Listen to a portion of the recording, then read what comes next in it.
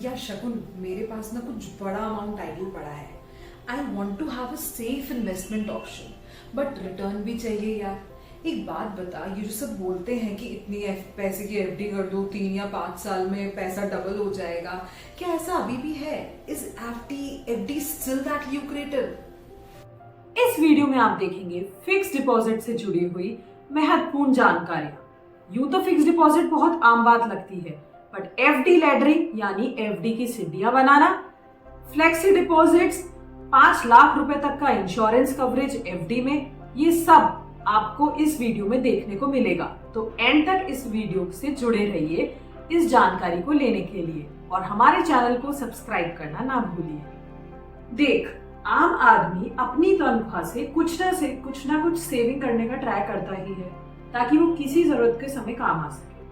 और तुझे जान के ताज्जुब होगा कि इंडिया में 31% पॉपुलेशन ऐसी कैटेगरी में फॉल करती है जो मिडिल इनकम ग्रुप को इंक्लूड करती है। अपनी सारी एक्सपेंसेस को मीट करने के बाद उनके पास बहुत कम अमाउंट ऐसा बचता है जिसको वो इन्वेस्ट करने का सोचते हैं। अब इस अमाउंट को भी वो ऐसी जगह इन्वेस्ट करना चाहते हैं जो कि वो रिस्क फ्री हो। अब सेविंग अकाउंट में पड़ा रहेगा तो बहुत कम इंटरेस्ट मिलेगा। ऐसे में बिना रिस्क के अच्छे इंटरेस्ट रेट के साथ पैसे इन्वेस्ट करने का सबसे इजी और फायदेमंद तरीका है फिक्स डिपॉजिट। बट हाँ, एफडी की इंटरेस्ट रेट कई फैक्टर्स पे डिपेंड करती है। एफडी की इंटरेस्ट रेट तो रेपो रेट से इफेक्ट होती है ना, जो आरबीआई अपनी कोई मीटिंग में डिसाइड करता है। एग्जैक्टली, इसको आरबीआई अपनी एमपीसी, अगर इसको मैं क्लियरली बताऊं तो मॉनेटरी पॉलिसी मीटिंग, जो बाय मंथली होती है यानी 2 महीने में एक बार, रेपो रेट्स डिसाइड करता है, जिसका सीधा असर एफडी इंटरेस्ट रेट पे पड़ता है। इसको आसान भाषा में समझे तो अगर रेपो रेट बढ़ेगी तो एफडी रेट के रेट्स भी इंक्रीज होंगे and vice versa. Oh, so easy to get now. पर ये बता, ये एफडी अभी भी इतना रिटर्न देती है? बिल्कुल। तो अगर ये चार्ट का एनालाइज करते हैं तो ट्रेंड लाइन शो करती है sharp decline in the FD interest rate as compared to the past. पिछले 20 सालों में, that is from 2000 to 2023, the average interest rate in India is dropped from 10.50 to 5.90%। But ये सब कई फैक्टर्स पे depend करता है, जैसा हमने डिस्कस करा आरबीआई की पॉलिसीज और हाँ, कंट्री की इकोनॉमिक कंडीशन। फिर एफडी में सारा तो नहीं लगाना चाहिए। पोर्टफोलियो को डाइवर्स करते हुए भी मैं इसको कैसे प्लान करूं, ये बता। डेफिनेटली पोर्टफोलियो को हमेशा डाइवर्स रखना बेस्ट ऑप्शन होता है, सो दैट आप एक लॉस के इम्पैक्ट को बाकी के से सेट ऑफ कर सके। तुझे बहुत स्मार्टली अपना पोर्टफोलियो थोड़ा इक्विटी, थोड़ा म्यूचुअल फंड, थोड़ा गोल्ड, थोड़ा एफडी और बहुत सारे ऑप्शंस है जो अपन अपनी आने वाली वीडियोस में डिस्कस करेंगे, उसमें इन्वेस्ट करना चाहिए। तो एफडी में इन्वेस्ट करने का ये बहुत स्मार्ट है। यदि तू चाहती है कि एफडी में इन्वेस्ट करे और पैसे को कई सालों तक लॉक करने जा रही है, देन यू विल थिंक कि एक बढ़िया इंटरेस्ट रेट यदि तेरे इन्वेस्ट करने के बाद रेट बढ़ती है तो नुकसान भुगतना पड़ सकता है। इसलिए एक पर्टिकुलर अमाउंट इन्वेस्ट करें, मतलब निश्चित आय बेटर है इन्फ्लेशन ट्रेंड्स को और कंट्री की इकोनॉमी को समझ के इन्वेस्ट किया जाए। यार इतना टाइम कहाँ है, तू जानती है, घर, office, kids, not possible. I can definitely feel your pain. So एक हैक है, the answer is FD laddering. FD laddering एक ऐसी स्ट्रेटजी है जहां एक इन्वेस्टर एफडी की लैडर, यानी आसान भाषा में अगर तुझे बताऊं तो सीडी बनाता हुआ चलता है। मतलब लॉन्ग टर्म एफडी में इन्वेस्टमेंट की बजाय कई एफडी क्रिएट करें डिफरेंट टाइम पीरियड की, and this will help you in getting good return. Oh, can you please clear it more? Example से समझे तो सपोज 1-1 लाख की 3 एफडियां क्रिएट की, एक 1 साल के लिए, एक 2 साल के लिए और एक 3 साल के लिए।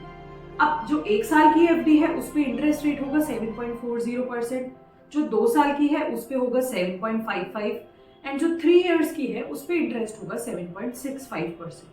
इसके बाद हर साल मैच्योर होने के बाद एफडी को अगले 3 साल तक फिर से इन्वेस्टमेंट कर सकते हैं।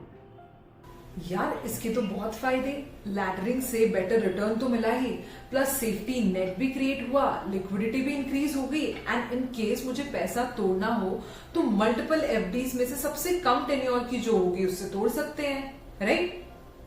बिल्कुल सही।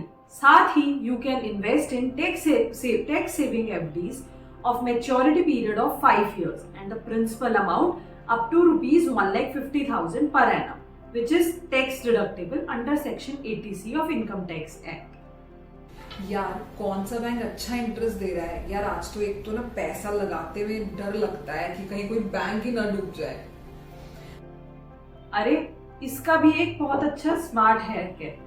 Don't put all your apples in one basket. मतलब एफडी की सीढ़ियां तो समझ में आया, अब क्या बैंक भी बदल दें? यस, देख एफडी आप schedule commercial bank, cooperative bank and NBFCs में डाल सकते हो। बट यस, आजकल डर लगता है कहीं ये इंस्टीट्यूशंस कोलैप्स ना कर जाए। अगर सेफ्टी नेट के दायरे को बढ़ाना है और टेंशन फ्री रहना है तो उसके लिए बैंक में प्रत्येक डिपॉजिटर को प्रिंसिपल और इंटरेस्ट अमाउंट दोनों के लिए मैक्सिमम 5 लाख रुपए तक का इंश्योरेंस कवर किया जाता है। इसका मतलब है कि अगर आपका बैंक फेल हो जाता है तो आपके पास 5 लाख रुपए तक का इंश्योरेंस कवर होगा। ये किया जाता है by DICGC, that is deposit insurance and credit guarantee corporation, जो कि एक सब्सिडरी है आरबीआई की और बनी है डिपॉजिटर्स को प्रोटेक्ट करने के लिए इन केस अगर बैंक फेल हो जाए तो। इसलिए अगर तेरे पास एक बैंक में 20 लाख रुपए हैं तो केवल 5 लाख रुपए का इंश्योरेंस मिलेगा। लेकिन अगर 4 अलग अलग बैंकों में 5-5 लाख रुपए की अगर तू एफडी करवाती है तो चारों बैंक में से हर बैंक में 5 लाख रुपए तक का इंश्योर्ड होगा। Oh nice.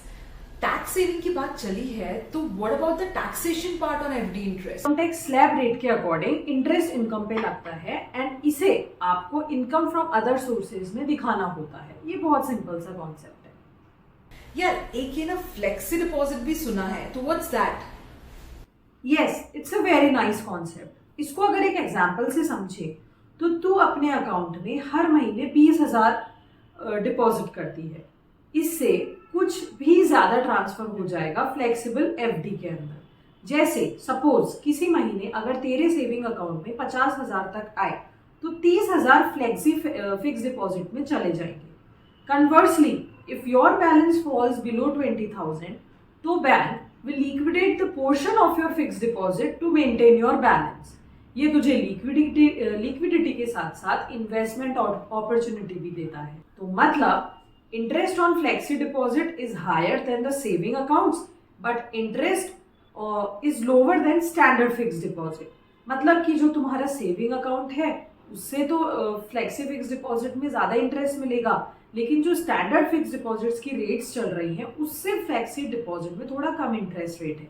बट हाँ, जैसा मैंने कहा कि ये लिक्विडिटी के साथ साथ इन्वेस्टमेंट अपॉर्चुनिटी का अच्छा ऑप्शन है। It's such a relief. Now I am going to diversify my portfolio and कुछ amount FD में invest करूंगी। Like, share and subscribe our channel.